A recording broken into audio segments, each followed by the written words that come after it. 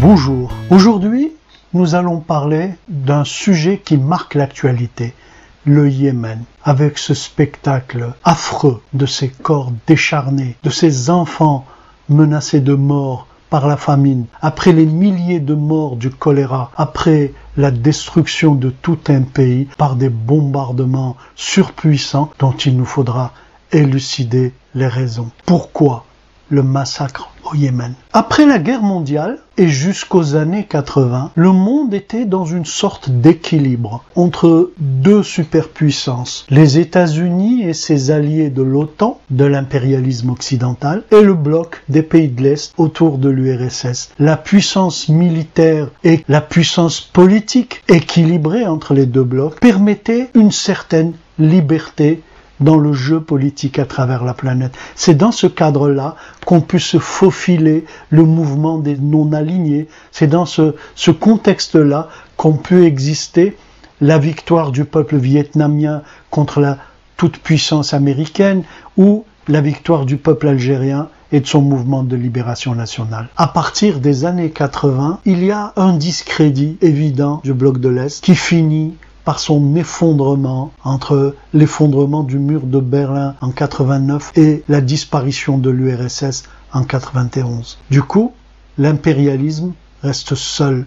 L'impérialisme occidental n'a plus de rival qui pourrait l'équilibrer et il envisage la reconquête du monde. D'abord, il s'agit pour les puissances capitalistes de détricoter tous les acquis sociaux, fruit de 2 siècles de luttes ouvrières, de sang et de larmes, de manifestations et de grèves.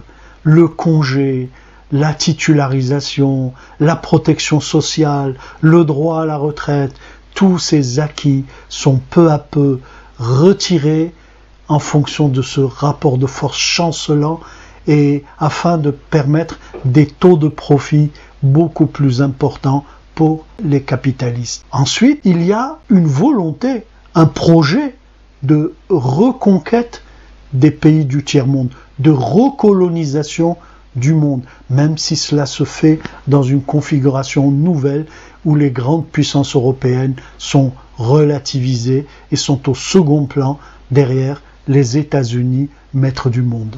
Dans les documents stratégiques américains, ces objectifs étaient inscrits. Leurs auteurs se prenaient à regretter l'absence d'un nouveau Pearl Harbor, d'un nouveau choc comme celui qu'avait causé l'attaque japonaise qui avait permis de sortir le peuple américain de son isolationnisme et de l'entraîner dans la guerre mondiale. Le 11 septembre 2001, l'attaque contre les tours jumelles qui s'effondrent permet justement de résoudre le problème de ces projets de malheur pour l'humanité. Il importe peu pour nous de savoir si ces attentats sont une action d'Al-Qaïda, ces anciens mercenaires créés par la CIA pour nuire à l'Union soviétique en Afghanistan, ou s'il s'agit d'une opération exécutés par les services américains eux-mêmes. C'est très peu important. Ce qui importe, c'est qu'au niveau politique, il y a un choc psychologique majeur qui mobilise la population américaine derrière les projets de recolonisation que les États-Unis mettent en branle à partir de là, légitimés par le soutien populaire américain. Pourquoi le Moyen-Orient ? Pourquoi cette priorité au Moyen-Orient? Tout simplement parce qu'à l'époque, le Moyen-Orient recelait les 2/3 des réserves en pétrole de la planète. Aujourd'hui, avec le gaz de schiste, le pétrole de schiste qui a un peu changé la carte, les pays du Moyen-Orient contiennent encore plus de la moitié des réserves de pétrole du monde. Au lendemain de l'attaque du 11 septembre, j'ai suivi sur CNN la campagne médiatique sous le titre « War Against Terror ». Guerre au terrorisme. Et au sortir d'une réunion des gouvernants américains, la caméra fait un zoom sur les dossiers que portaient les ministres américains et on y lisait une liste de pays avec, par ordre alphabétique, en tête Algérie et un chiffre qui suivait. Il s'agissait en fait de la liste des cibles de cette prétendue opération antiterroriste qui était en fait une opération de pillage colonial qui viser évidemment les pays qui produisaient cette ressource si stratégique. C'est à l'époque alors que surgissent des campagnes comme celle qui prétendait qu'il y avait une guerre des civilisations. Et personne n'a ri de cette blague stupide, comme s'il était possible qu'il y ait une civilisation en Arabie Saoudite concurrente de la civilisation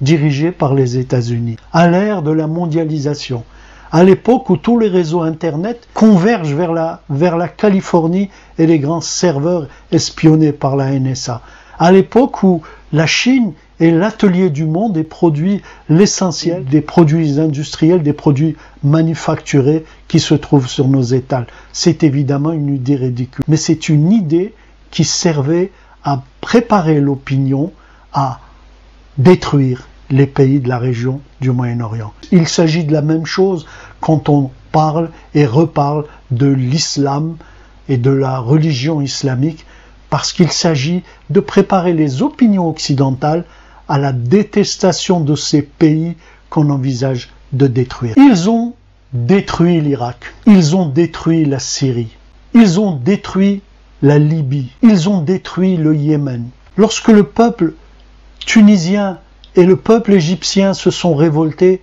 ils ont rebondi sur cette révolte pour légitimer leur printemps arabe qui envisageait de remodeler totalement la région pour en faire des colonies américaines. Cette révolution démocratique pilotée par l'Arabie Saoudite et le Qatar s'apprête vraiment à rire.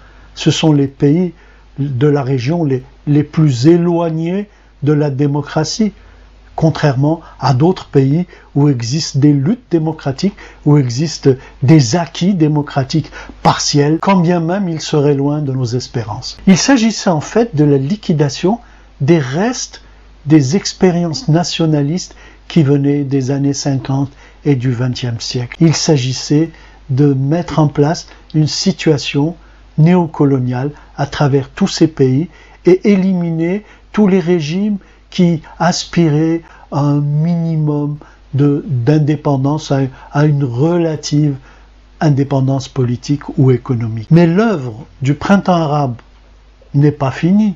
Le chantier du Grand Moyen-Orient projeté par les États-Unis n'est pas terminé. Il reste des gros morceaux. Il reste certes l'Algérie, un pays stratégique par sa profondeur de 2000 km qui rayonne sur toute une région, riche de sa nappe albienne, la plus importante ressource d'eau pure du monde, riche de son bassin d'ensoleillement unique. Mais il existe surtout l'Iran, dont le régime est certes détestable pour nous, mais qui constitue une accumulation industrielle, une accumulation de puissance militaire qui va en travers des projets de recolonisation que les Américains projetaient pour la région. L'encerclement de l'Iran est d'autant plus stratégique que les précédentes batailles gagnées par les Américains n'ont pas été des victoires à 100%. En éliminant Saddam Hussein et tous les gens de son régime qui étaient sunnites, on a mis au premier plan les chiites du sud de l'Irak. En attaquant la Syrie sans la détruire totalement, on a légitimé le régime de Bachar le Alaouite. Et l'alliance avec le Hezbollah du Liban est venue encore diminuer l'emprise que l'impérialisme américain avait sur la région. Il est donc important pour eux de briser l'Iran et d'établir un siège mortel pour cette petite puissance régionale. Mais pourquoi ce ne sont pas les États-Unis, mais l'Arabie Saoudite et une dizaine de pays arabes qui attaquent le Yémen? Et pourquoi le Yémen? C'est parce que dans la guerre civile yéménite, après le printemps arabe qui a éliminé Abdullah Saleh, dans la guerre civile yéménite, les tribus chiites du nord se sont alliées à l'armée de Abdullah Saleh et ont pris l'hégémonie sur la situation au Yémen. Elles ont pris le contrôle du territoire yéménite. Et c'est quelque chose qui justement pourrait renforcer l'Iran en lui offrant encore un autre allié éventuel contre les frappes attendues de la coalition occidentale. Mais pourquoi les pays arabes alors. Parce que les États-Unis, après le traumatisme de la guerre du Vietnam, après les expériences certes victorieuses mais pénibles d'Irak et d'Afghanistan, les États-Unis ont du mal à sortir les jeunes Américains de leur territoire et à les expédier faire la guerre à travers le monde. C'est pour ça qu'ils ont préféré en Libye et en Syrie détruire ces pays par le canal de mercenaires djihadistes venus de nombreux pays. Et c'est pour ça qu'au Yémen, ils utilisent la chair à canon des armées marocaines, égyptiennes, émiraties, saoudiennes et qataries, financées par les milliards du Conseil de coopération du Golfe, armés et conseillés par les Occidentaux et par Israël. Cela permet notamment de libérer les troupes américaines pour leur objectif stratégique d'aujourd'hui, qui n'est plus le Moyen-Orient. Aujourd'hui, les États-Unis priorisent l'encerclement de la Chine et déplacent le maximum de leurs forces pour nuire à la Chine qui se projette comme première puissance mondiale et qui apparaît comme un rival plus que sérieux sur le plan économique, sur le plan militaire pour les États-Unis. Mais cette coalition arabe, malgré ses avions et ses missiles, malgré son artillerie et son armement moderne, malgré ses conseillers occidentaux, malgré les mercenaires israéliens occidentaux qui se joignent à ces troupes, elle n'arrive pas à contenir les rebelles Houthis et l'armée de Abdallah Saleh. Elle n'arrive pas à emporter le morceau sur le plan militaire. Sur le plan militaire, c'est plutôt les Yéménites qui marquent des points, qui font reculer les mercenaires au service des Saoudiens, qui détruisent des bases militaires, qui détruisent des navires. Et cela a désespéré les Occidentaux et a désespéré les Saoudiens. Alors, pour affamer les Yéménites, ils ont décidé d'attaquer le port d'El Hodeïda, qui se trouve être l'unique moyen de faire parvenir des vivres et des médicaments à cette population yéménite en souffrance. Bien sûr, nous sommes révoltés par ce crime contre l'humanité qui est commis au Yémen. Nous sommes révoltés par ces corps décharnés, ces images affreuses. Nous sommes révoltés par le silence de ces institutions internationales prétendument faites pour faire régner la paix, qui laissent ce massacre à ciel ouvert se continuer. Mais nous sommes d'autant plus révoltés que ce massacre nous concerne au-delà du principe humanitaire. Ce n'est pas seulement par solidarité humaine que nous rejetons ces massacres, c'est parce qu'aussi nous faisons partie des cibles de ces attaques. L'Algérie fait partie des pays qui seront ciblés par cette politique du Grand Moyen-Orient que l'impérialisme américain a projeté. Nous devons nous mobiliser pour dire non au massacre du Yémen, pour demander au gouvernement algérien d'avoir une attitude plus franche au service des principes humanitaires les plus élémentaires, de cesser sa complaisance vis-à-vis du régime saoudien, s'excusant sans arrêt et dénonçant sans arrêt ses adversaires dans une guerre inégale, dans une guerre injuste. Mais nous devons aussi comprendre que l'enjeu est plus important et qu'il nous faut combattre avec vigueur le courant néocolonial qui nous envahit et qui prépare la recolonisation. Non au massacre au Yémen, non au projet impérialiste de Grand Moyen-Orient qui nous concerne tous. Je vous remercie pour votre attention et n'oubliez pas, abonnez-vous, partagez, commentez et à bientôt pour les prochaines vidéos.